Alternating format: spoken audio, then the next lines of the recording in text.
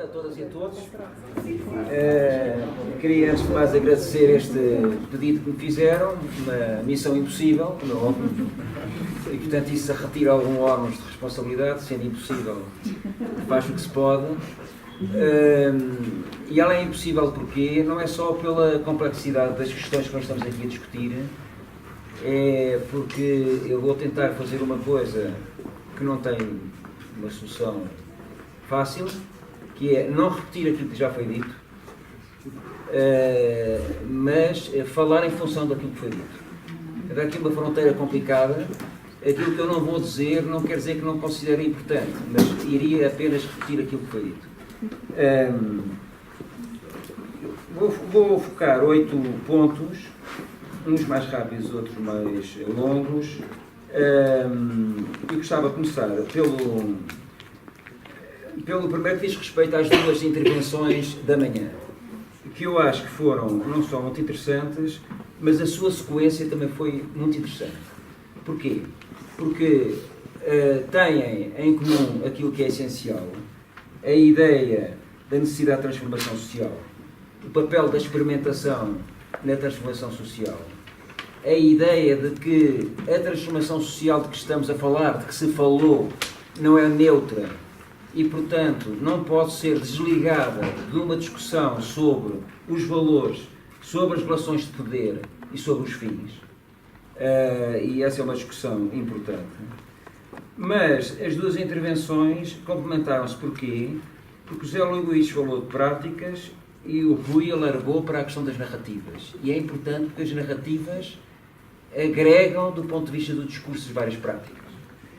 O José Luís falou de economia, o que é fundamental. O Rui depois falou da educação para a cidadania global, o que inclui naturalmente a questão da economia, mas vai para além da economia não mercantil.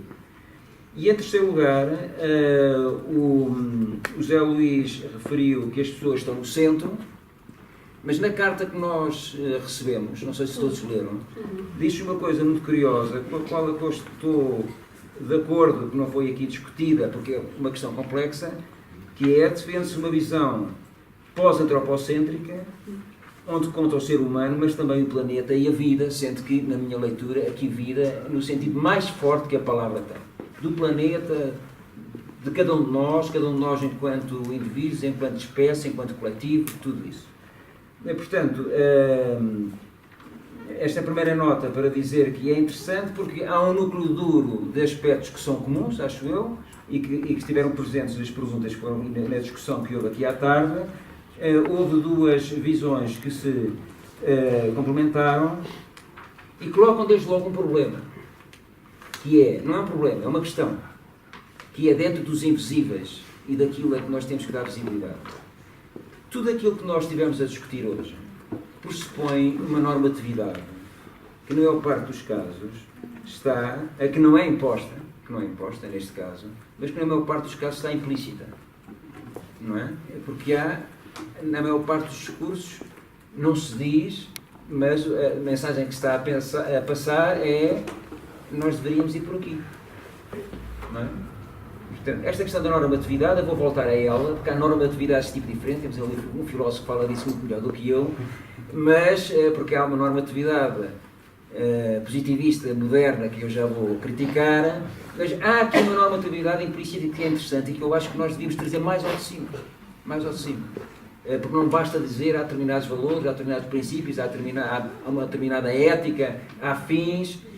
Se calhar temos que dar mais corpo a isso, não necessariamente a partir da teoria, mas a partir daquilo que é a prática que cada um de nós tem nos seus contextos. O segundo comentário é para retomar uma questão que foi referida agora no debate e que eu me parece que é muito interessante, não sei se é uma tensão, se não, entre estas duas questões que eu vou referir, mas que tem que ser levada em conta, que é este par complicado entre utopia e urgência. Porque utopia aponta para um futuro desejado. E estas iniciativas procuram antecipar futuros desejados. E procuram como? Procuram através do aumento das condições de possibilidade da mudança, de uma certa mudança, de um certo tipo de conjuntos de mudança. A urgência obriga-nos a respostas. Claro que já foi dito o que é que entendemos hoje por escuta, não é uma visão voluntarista, tecnicista, etc., da resposta, mas a urgência obriga a responder a necessidades, a responder a prioridades, como nós costumamos dizer nas ciências sociais, reveladas, identificadas. Então, a espaço-temporalidade da utopia e das urgências não é a mesma. Isto é uma fonte de tensão, não sei se é uma fonte de tensão, mas temos que olhar para estas duas dimensões e, na medida do possível, não se trata de uma questão de equilíbrio ou balanço, mas mais de ter a consciência que, em alguns casos, pelas circunstâncias, pelos nossos objetivos, pelo contexto em que nós estamos a trabalhar, o foco principal é nesta ideia de utopia enquanto antecipação de um futuro desejado, considerado desejado, ou desejado por alguns, a tal normatividade implícita, pelo menos, e, noutros casos, nós não vamos conseguir fugir à componente da urgência, e a componente da urgência restringe-nos este pensamento mais com um horizonte estratégico mais longo. É uma tensão, evidentemente, é uma tensão que devia ser dialética, ou seja, as duas deviam se alimentar reciprocamente, mas uma não devia ignorar a outra. O terceiro comentário era para reagir um pouco àquilo que o André disse hoje de manhã, e que vem de um debate anterior sobre o que é que nós estamos verdadeiramente a discutir quando falamos em alternativas a quê? Alternativas ao capitalismo. Até alguém falou a certa altura em qualquer coisa civilizatória, já não me lembro qual é que foi a frase exata, e o André dizia que sim, é uma alternativa ao capitalismo, mas o capitalismo tem que ser visto num contexto mais amplo do modelo de desenvolvimento e crescimento. Eu diria a coisa de uma forma diferente. Então ainda temos uma outra auréola. É que os modelos, no plural, de desenvolvimento e crescimento que há para todos os gostos, estão todos eles dentro de um paradigma mais amplo, que é o paradigma moderno e racionalista de progresso, de racionalidade, do tal papel da teoria, dos direitos individuais, vistos como individuais, das dicotomias que nós andamos aqui a discutir permanentemente e que sentimos mal, porque são fatos que não nos servem. São todas dicotomias que vêm e que foram produzidas, categorias que foram produzidas dentro de um determinado paradigma. Isto é interessante porquê? Porque ir além do capitalismo, ir além da racionalidade moderna, tecnocrática, racionalista, etc., tem uma parte que é comum, mas tem áreas que não são comuns. E, portanto, eu diria que, mais uma vez, conforme a iniciativa de que estamos a falar, e o tipo de alternativa e o tipo de futuro desejado que estamos a discutir, nós podemos ter um foco mais importante no para além do capitalismo, ou podemos ter um foco mais forte no para além da racionalidade moderna, e que tanto nos formata, como dizia há pouco. Nós temos uma dificuldade enorme em sair disto, não é? Ou seja, mesmo quando discutimos o para além do capitalismo, muitas vezes estamos a discuti-lo com categorias, são categorias do... E, portanto, é uma outra prisão. É ainda uma outra prisão. O quarto aspecto, que gostaria de retomar aqui uma tipologia que o José Luís nos apresentou hoje de manhã, quando ele falava em alternativas ao capitalismo, oposição, anticapitalismo, transformação, neocapitalismo, superação, pós-capitalismo. Se nós não olharmos apenas para o capitalismo, mas para aquelas duas esferas, e portanto perceber que isto é mais complicado, eu percebo, do ponto de vista da economia, tem sentido fazer a ligação direta economia e capitalismo. Se nós discutirmos a questão do ponto de vista da cidadania, a questão do capitalismo está lá, mas há mais coisas para além disso. Então, se calhar, nós temos três coisas. Onde o José Luís falava de oposição, anticapitalismo, nós temos uma lógica de resistência. Onde o José Luís falava de transformação, o neocapitalismo, nós temos uma ótica de reformismo. E onde o José Luís falava de superação, pós-capitalismo, nós temos uma ótica de disrupção. Entrar em disrupção com aquilo que são formatos, mais ou menos, aos quais é difícil fugir. estas três componentes coexistem. E é bom que coexistam. Agora, o que me faz alguma confusão e que eu acho que nos devia fazer pensar é que ambos os trabalhos, com bases metodológicas tão diferentes, identificaram algumas coisas em comum, e uma das coisas que identificou em comum, tanto em Espanha como em Portugal, é que estas iniciativas ditas alternativas emergiam sobretudo no período da crise, não por uma questão de mera sobrevivência, mas por outras razões. Bom, é interessante ver se os momentos de crise não potenciam e não estimulam a capacidade coletiva, sobretudo por quem tem capacidade de o fazer, de pensar outros futuros. Não é? Porque a crise é exatamente isso. A crise é um modelo que entrou em crise e, portanto, isso obriga-nos, e há pessoas que, por condições que nós conhecemos bem, estão melhor preparadas para o fazer, que veem aí, consciente ou inconscientemente, um contexto particularmente propício a pensar de outra forma, a agir de outra forma, a querer outro tipo de sociedade e de economia. Isto é importante porque, digamos, o macrocontexto, não estou a falar do contexto se é na Beira, ou se é em Lisboa, ou se é no Algarve, ou se é em Espanha, não é? É o macrocontexto.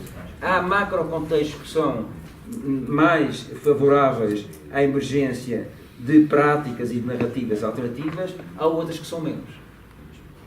Bom, se assim é, e para quem acredita nesta área, na necessidade de transformação social, mas com a tal normatividade implícita que esteve aqui presente ao longo de todo o dia, então a questão é, nós não podemos ficar reféns de momentos conjunturais que são particularmente positivos ou estimulantes para estas iniciativas alternativas e depois parece que morre a razão de ser. Esse é talvez, eu não tenho a visão de vanguarda, não é nada disso, mas quem está no terreno e quem está nas universidades e o casamento, estes conhecimentos, estas vivências, estas experiências, tem uma responsabilidade particularmente importante que é manter esta chama viva. Manter esta chama viva. Para além dos momentos em que, como eu disse, pelas suas próprias circunstâncias, há um contexto, um macrocontexto mais favorável à emergência de práticas e narrativas alternativas. O quinto ponto que eu queria focar, o Zé Luís focou mesmo agora. E é uma questão também muito discutida, que é como favorecer o local combatendo ferozmente o localismo. E isto não é um mero jogo de palavras. Aliás, todos nós que trabalhamos nesta área sabemos exatamente o que é que isto quer dizer. O local tem imensas vantagens, nós sabemos, do ponto de vista da mobilização, do conhecimento, da interação pessoal, enfim, sabemos tudo isso, mas sabemos também outras coisas. Eu já não estou a falar dos conflitos entre vários localismos, nem é isso que eu estou a referir. Estou-me a referir a uma outra questão. É que os problemas globais exigem soluções globais. E, a nível local, a capacidade de intervenção, do ponto de vista dos seus impactos, é sempre limitada. E já me vai levar ao ponto seguinte, mas aproveito para dizer uma coisa que o José Centeno disse logo no início, que é a dificuldade que existe de produzir métricas que meçam, desculpem a redundância, os impactos deste tipo de intervenções que são diferidas no tempo e muito longas e subterrâneas. E, no entanto, precisamos delas para, entrando a linguagem mainstream, mostrar como este tipo de intervenções são relevantes do ponto de vista da sua eficácia e da sua eficiência. Só que, medidos com outras métricas, que não aquelas que existem nos programas, etc., mas isso é importante para mostrar a relevância daquilo que nós fazemos.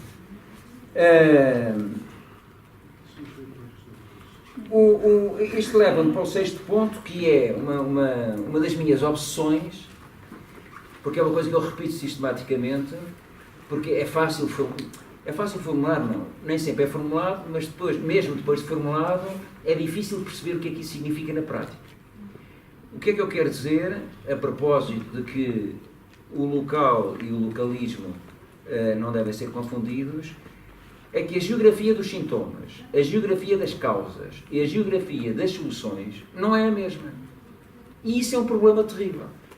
é um problema terrível.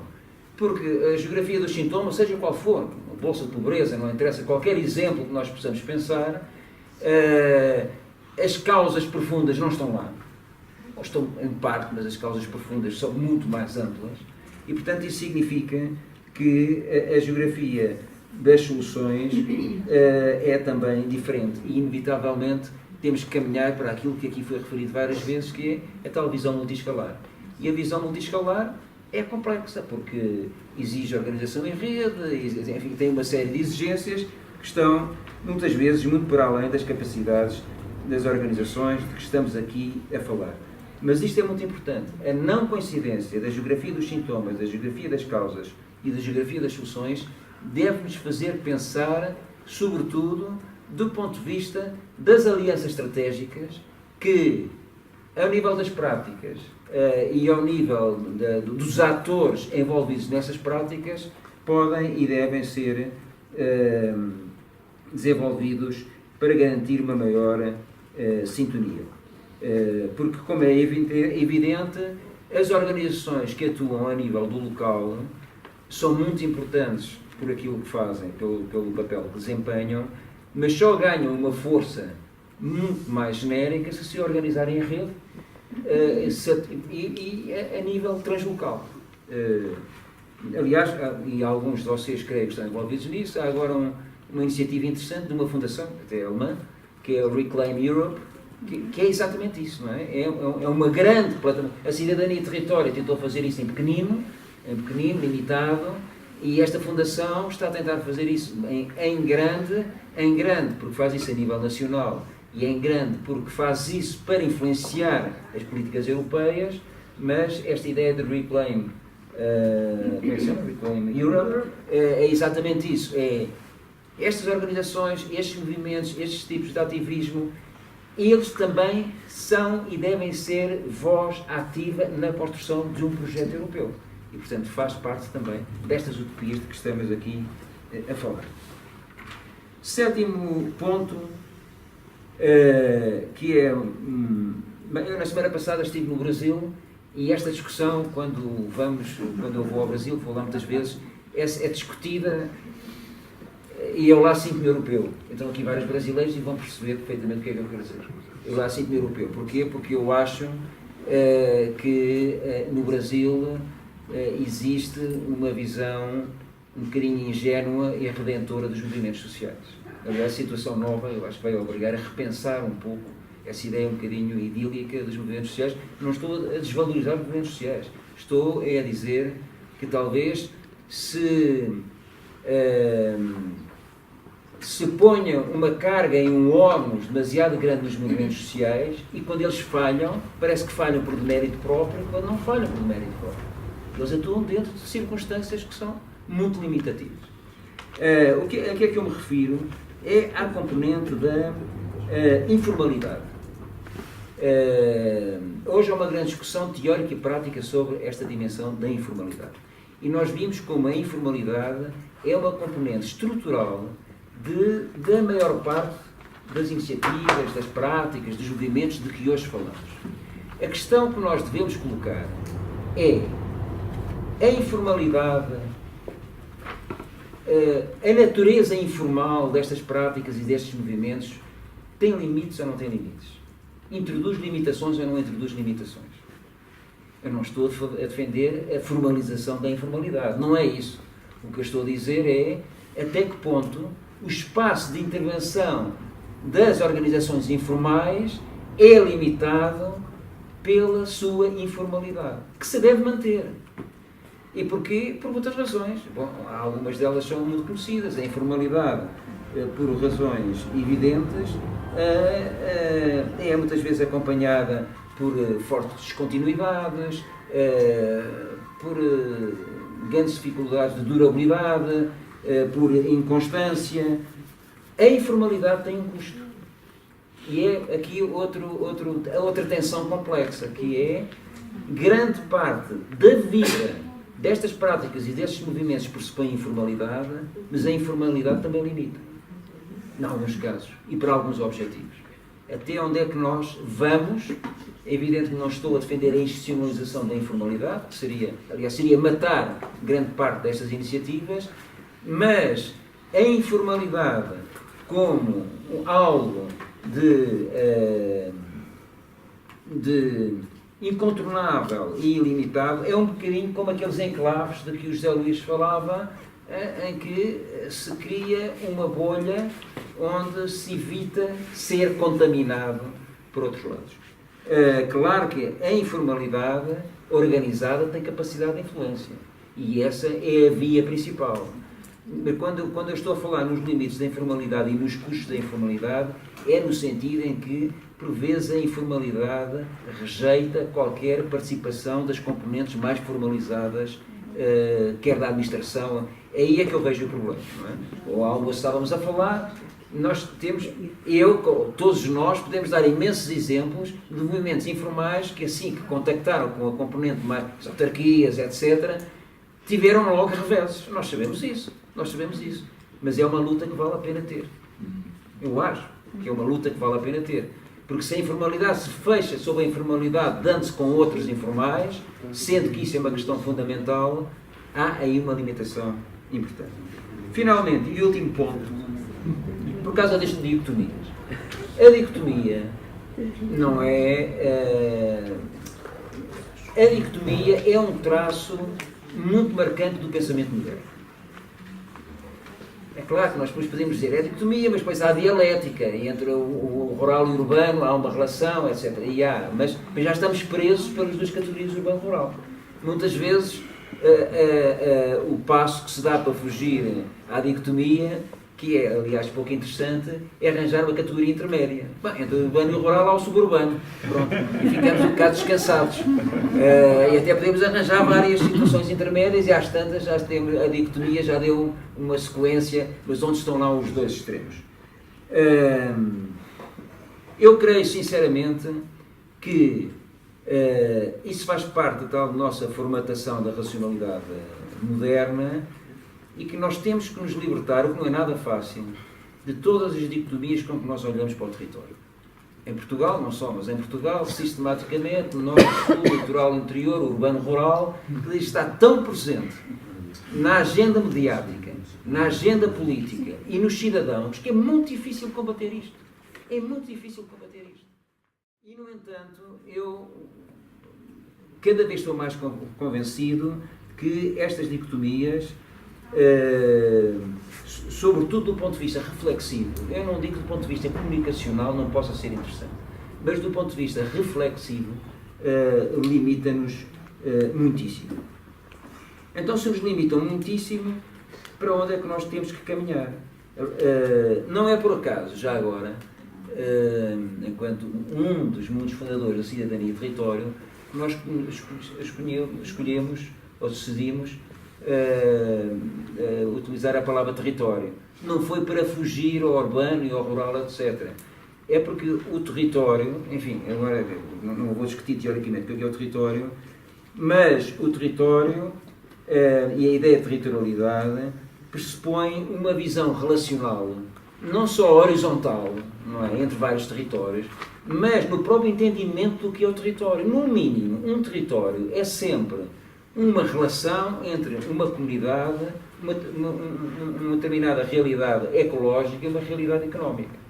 E, aliás, este triângulo, que é tão simples, esta relação, permite perceber, por exemplo, como grande parte das soluções ditas modernas, capitalistas, neoliberais, o que quiserem, cortam sistematicamente este triângulo.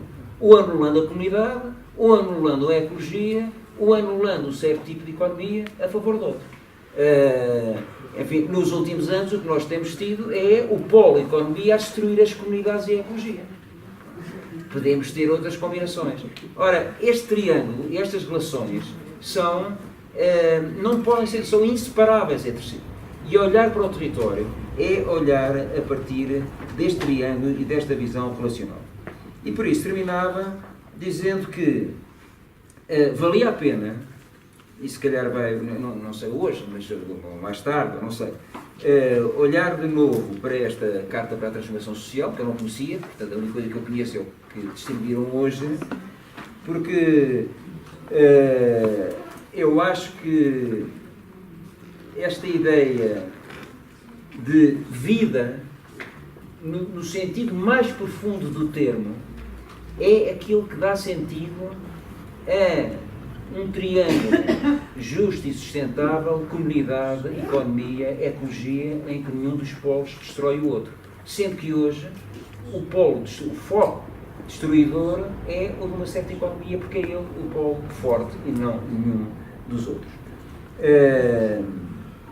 E pronto, são 9 pontos para debatermos, para pensarmos estas questões a partir da experiência e da vivência que cada um de nós tem no dia-a-dia, quando contacta com estes domínios, sendo que, vou-me repetir, mas penso que isso é importante, nós não devíamos ter vergonha, não é por vergonha que não o fazemos, mas nós não devíamos ter vergonha, deixem pôr as coisas neste termo, de tornar mais explícita que tipo de normatividade é que está por detrás das soluções que nós defendemos. Porque está bem, certo, reciprocidade, nós falamos aqui, mas é sempre um bocadinho na ótica da lista. Não é? Da lista. Uma lista.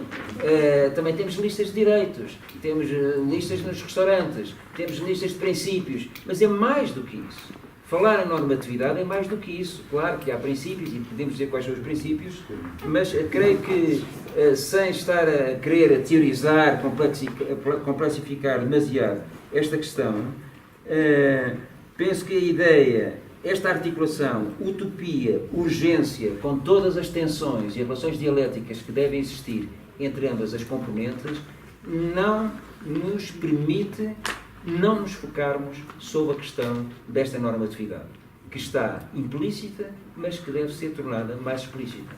Quando nós falamos de futuro desejado, é desejado por quem, para quem e porquê? Bom, é essa a grande questão.